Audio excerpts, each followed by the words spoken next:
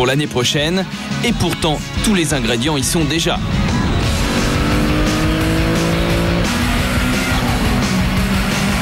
Gran Turismo Prologue est donc une avant-première de GT5 avec seulement 70 voitures et une dizaine de circuits, mais de quoi déjà largement profiter de cette 5e génération du jeu que beaucoup considèrent comme la référence des simulations automobiles sur console.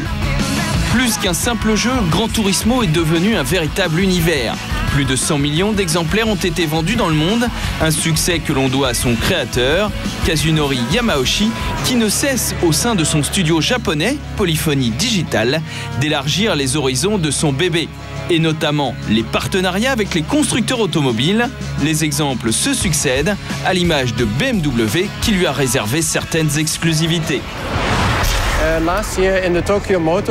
L'année dernière, au salon de Tokyo, nous avions dévoilé un concept car, celui de la série 1, le coupé TII. Et ce prototype se retrouve dans le jeu. Ce sera la seule occasion de le conduire. Nous en sommes vraiment très contents. Plus fort encore, lors du dernier salon de Genève, une surprise est venue d'un constructeur français, Citroën. La raison de notre présence ensemble à Genève, c'est pour annoncer que nous venons de signer un accord entre Polyphony et Citroën pour le développement d'une voiture, d'un concept car, qui sera le premier entièrement conçu, réalisé par un constructeur automobile pour un jeu vidéo et qui figurera en bonne place, mais je ne vais pas révéler les détails, dans le jeu Gran Turismo 5. Mais le plus incroyable, et pour bien montrer l'importance et la dimension qu'ont pris ce jeu et son créateur, sachez que Nissan a carrément fait participer Polyphony Digital à la conception de son nouveau modèle star, la GTR. Nous avons conçu les menus de cet écran.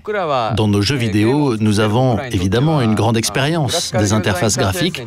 Je pense donc que c'est la raison pour laquelle Nissan nous a choisis. Et si Gran Turismo est aussi courtisé par les constructeurs, c'est qu'il a et continue d'influencer plusieurs générations de joueurs et même les meilleurs pilotes du monde. Je suis plus dans le jeu, plus côté piste en fait que rallye. Je trouve que c'est plus réaliste parce que là, en plus, ça m'avait permis à l'époque de découvrir un peu le circuit du Mans parce que le circuit est très représentatif, est très réel. Devant un tel succès, les jeux concurrents sont un peu désarmés, mais la lutte s'organise.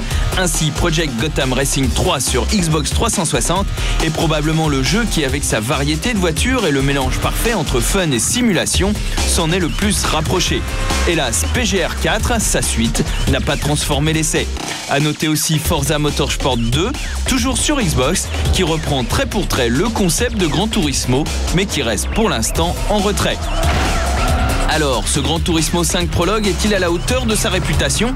Est-ce un bon moyen pour patienter jusqu'à la version finale de GT5? Voici l'avis d'un spécialiste du jeu vidéo. Ils ont bien bossé sur ce GT5 Prologue, plus de 70 véhicules avec des gammes de voitures qui ratissent très très larges et surtout des voitures très récentes, comme la GT-R chez Nissan ou l'Evo 10, qui sont des voitures que personne n'a encore eu l'occasion de voir dans la rue.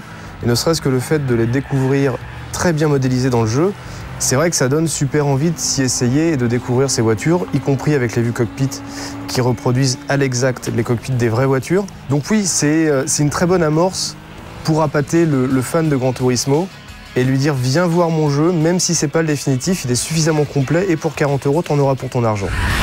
Et GT5 Prologue sera disponible le 28 mars, à vos chronos. Voilà, et pour terminer l'émission...